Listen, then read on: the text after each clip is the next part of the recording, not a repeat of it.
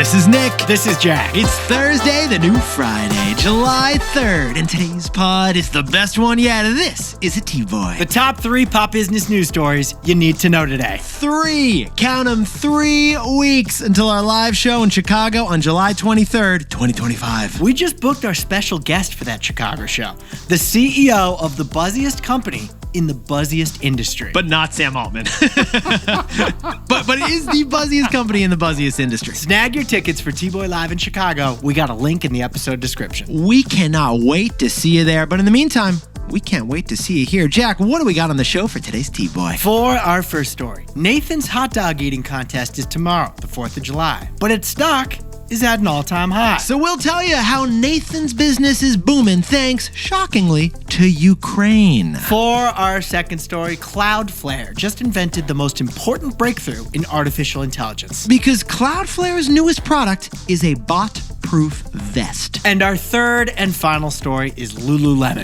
Lululemon just pulled off the biggest lawsuit of its Lulu life. It is suing Costco. Oh, besties, this ain't a lawsuit. This is a dupe-suit. Because Lulu wants to kill the knockoff forever. Knock out the knockoff. But Yetis, before we hit that wonderful mix of stories. What a mix of stories for a 3-day weekend, Jack. If you're going to the movies this weekend, it's okay to be late. In fact, it turns out 30 minutes late is right on time. Because the average movie in America doesn't begin until a half hour after the scheduled showtime. That's right. The average film now faces 30 minutes of previews. 30 minutes of previews! According to The Hollywood Reporter, the pre-show content is also their profit puppy. Because theaters are squeezing in 8 to 10 trailers and 4 to 5 commercials in that puppy. It's a promo parade. It's a teaser tornado. Jack, you can't see Jurassic Park without a mattress, beer, and pharmaceutical ad these days. Yeah, if this film lasts longer than 4 hours, consult your doctor. So many trailers, you forgot what film you're there to see in the first place. I think it's a Marvel one. It's always a Marvel one, Jack. And that extra half hour of ads, it actually drives more concession sales. Because you ran out of Junior Mints before the 7th trailer began. At least AMC is being honest about it, though. They're going to warn you right on your ticket. Here's the news. New tickets are now alerting you that the start time isn't 7 p.m., it's 7:30 p.m. They're like, it starts at 7, but it really starts at 7:30. Yeah, no problem by us. So you could literally watch the whole TV show before the movie begins. So Yetis, don't worry about being fashionably late to the theater this weekend. Jack and I call it cinematically late. Because 30 minutes late is right on time. If you know, you know. Jack, let's hit our 3 stories. 15 years before this song, 2 boys from the Northeast met in the dorm. They had an idea that caused a cultural storm. It's the best one yet, but the best is the norm. Jack, Nick, that's it. I don't even think they need to practice. 50%, that's a fat tip. T-Boy City on your list. If you know, you know, cause we ready to go. We can't wait no more, so just start the show. Start the show. For our first story, on the eve of their Super Bowl, Nathan's hot dog stock just hit an all-time high. Because Nathan's Hot Dogs found a surprise customer in Ukraine. Now, Yetis, full disclosure here, I'm not a relish guy. Are you, Jack? I realize I don't even know that. Are you? No, but I like pickles, which is basically just the poor man's relish? I don't know what we're going to call No, I think that. it's the rich man's relish, actually. Yeah. That's a primo move right there. Classy co-host, my friend. But America, Yetis. America, we've got 3 holidays devoted to food. Thanksgiving is devoted to turkey. Halloween's devoted to candy. 4th of July is devoted to hot dogs. Yeah, cranberry sauce is cute in Thanksgiving, but nothing is more American than stuffing your face with 78 sausages. Like our nation's biggest eater, Joey Chestnut. Which leads to the nation's hot dog eating contest happening tomorrow. It's a Coney Island, New York tradition. It goes back 109 years. It's basically a marketing stunt with mustard. And somehow Joey Chestnut eats like 70 dogs and buns without throwing up. Well, on ESPN, this has been broadcast since 2001. At its height, it got 3 million viewers. But last year, the 16-time champion Joey Chestnut ditched Nathan's for a Netflix-streamed hot dog eating rival on Memorial Day. Which leads to the news. First, Joey Chestnut is back in the Nathan's hot dog eating contest. And second, Nathan's stock is at an all-time high. And that got us fascinated. Get this, Yetis. Nathan's stock is up 40% this year. It's the Palantir of pork, basically. Actually, it's an all-beef hot dog. It's the Bitcoin of beef dogs. And it's skinless beef. I didn't need to know about skinless.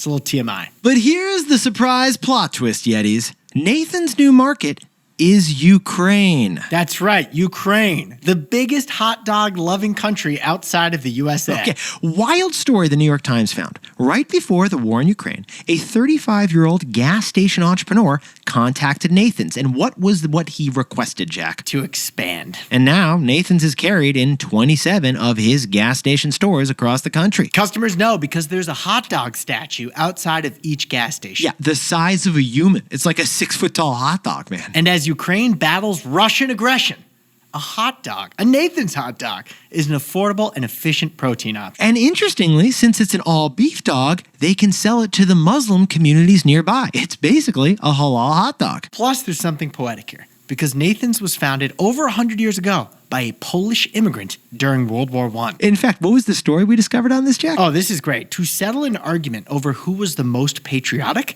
legend has it that 4 immigrants held a hot dog eating contest at Coney Island. That was the original Nathan's hot dog eating contest. But back to today, besties. It turns out it's not war-torn hot dog loving Ukraine that's driving this huge Nathan sales surge, is it, Jack? It's what all that reflects. Because Nathan's stock, we discovered, is at an all-time high because its real business isn't hot dog shops. It's the name. Nathan's. So, Jack, what's the takeaway for our buddies over at Nathan's Hot Dogs? The secret sauce to scalability is licensing. Yetis, Nathan's doesn't make most of their money from hot dogs. They make it from letting other people make their hot dogs. That's right. They sell the rights to use the name Nathan's and Nathan's hot dog recipes. It's not franchising, it's licensing. We jumped into Nathan's annual report, TBOY style, and they put licensing as their #1 top product. It's their highest margin product. They mentioned it 42 times. Licensing is 25% of Nathan's sales, but a whopping 75% of Nathan's profits. That's insane. In fact, only 7% of their revenue comes from running their own hot dog restaurants. Those things are basically big symbolic billboards. Running their own restaurants also sets a quality bar that all the licensees must match. But Nathan's stock, it's at an all-time high, besties, not because of the dogs, but because it rents out its name. Nathan's real secret sauce isn't ketchup, mustard, or chopped up pickles. The Jack special. It's licensing. For our second story, the biggest new AI product, it's an anti-AI product. Get this, Cloudflare just built an AI fence. Here's their pitch. If AI companies want to train on your content, they gotta pay. Oh, they gotta pay to get in that garden. Now, Yetis, this story really begins with something Jack and I do every day. We use AI every day in our research, right, Jack? If you use Google's AI mode, they will actually tell you how many websites they visit to come up with their AI-generated answer. And what did you notice the other day when you were researching a story, man? Google did 9 searches and viewed 229 websites to find my answer, and they did it in like 2 seconds. And that is why AI is so smart, because AI can read the entire internet millions of times instantly to get you one answer. According to Cloudflare, Anthropic, one AI company, they read an article 73,000 times for each one time they refer someone to visit that website. Now, when you hear those kind of numbers, and if you're an online publisher like the New York Times, CNN, or an independent blogger, you hate this. We repeat, Anthropic reads a New York Times article 73,000 times for each one time an Anthropic user ends up on the New York Times. Now, in the past, a Google search would generate website visits directly to your site. But now that doesn't happen anymore.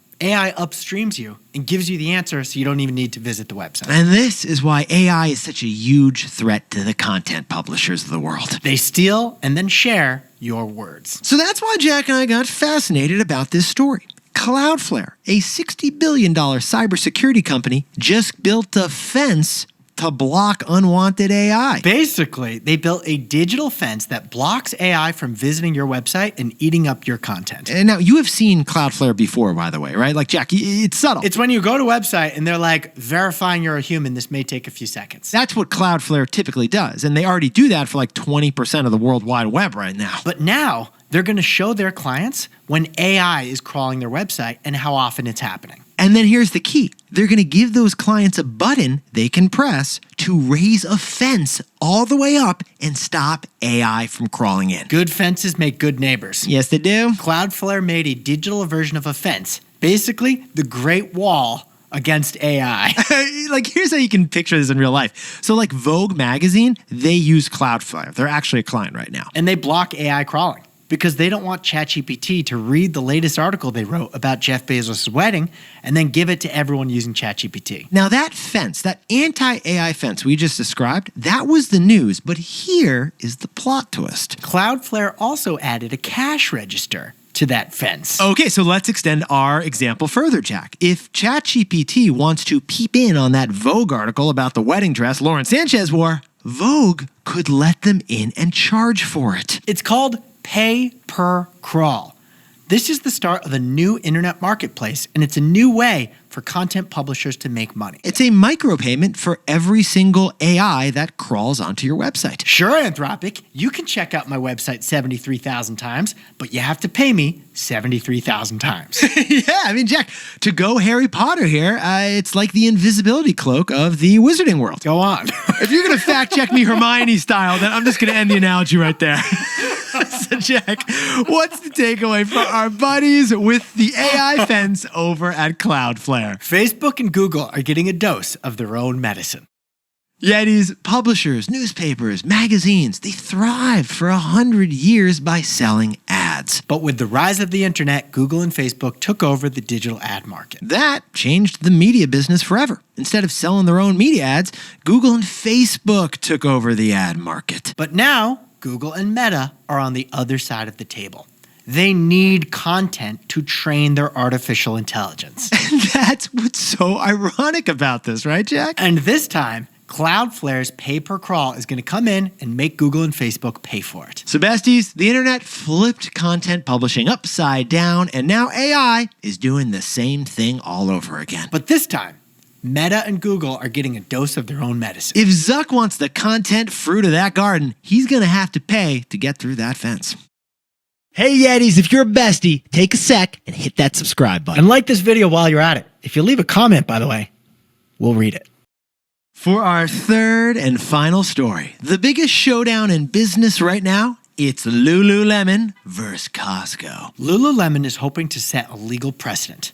They're trying to cancel dupe culture. They're trying to down the dupes.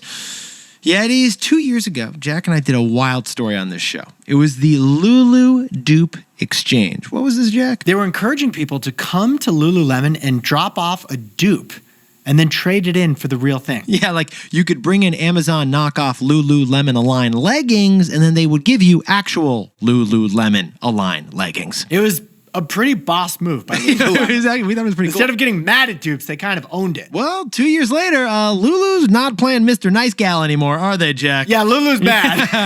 They hired the lawyers. Round up the lawyers, guys. But they're not going after Shein, Zara, or the dude on Canal Street selling knockoffs. They're going for the biggest knockoff seller of them all, Costco. They're suing Costco, the $400 billion behemoth that is 10 times bigger than Lulu. So Lululemon is going for the jugular. They're trying to knock out the knockoff. I like what you did there. Now, if a court decides that Costco's knockoffs are illegal, that would set a legal precedent affecting the entire dupe industry. But we should sprinkle on some legal context. Jack, sew it on for us over there. Counterfeiting is when a product lies, like claiming it's made by Lululemon even though it's actually not. That is illegal, should not happen. But dupes, that is an honest, lower-priced knockoff, and it generally is legal. So when companies sue a knockoff, it's historically been unsuccessful unless it's like a blatant counterfeit. Yeah, like Adidas has sued dozens of companies, including H&M, for making shoes with 3 stripes on them, but Adidas has lost most of those cases. But Lululemon is alleging that Costco copied everything about their clothing. Everything but the price. And that is key. What Lulu is saying is this ain't no dupe.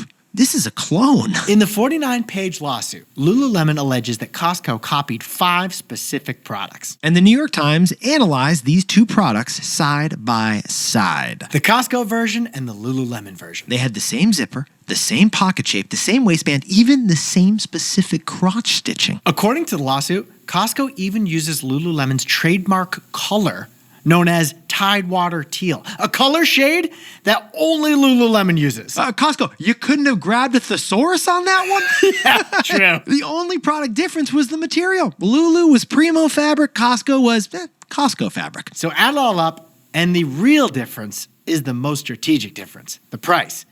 Costco's versions were 90% cheaper than Lululemon's. I mean, Jack, I'm scanning these things right now. Lulu's ABC khaki pants are $130, but the Kirkland version is just $20. Lululemon's half-zip pullover is $118.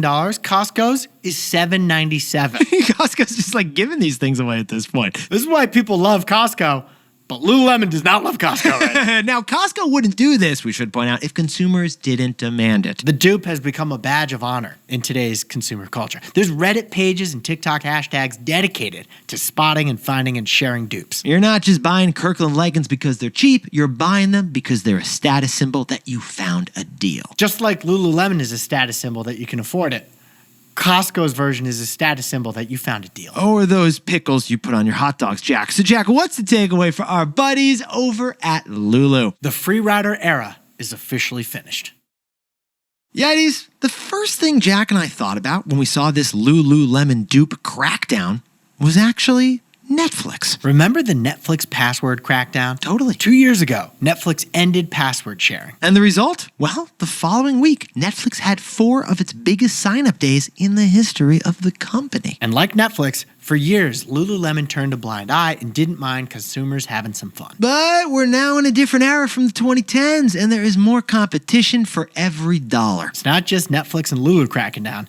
Amazon cracked down on their generous return policies. So, across industries, we're now seeing a crackdown on customer-friendly habits. The free rider era is finished. Jack, could you whip up the takeaways for us for the new Friday, which is kind of the real Friday? America's Nathan's Hot Dogs was founded by a Polish man, and it's growing now thanks to a Ukrainian man. But Nathan's real secret ingredient to scaling? It's licensing the name. For our second story, Cloudflare is helping companies stop AI from crawling and stealing their content. It's with an AI fence, and it's given Google and Facebook a little dose of their own medicine. And our third and final story, Lululemon is suing Costco for selling 5 products that are 90% the same, but 90% lower price. Lulu's trying to cancel the dupe because the free rider era is, sadly, over.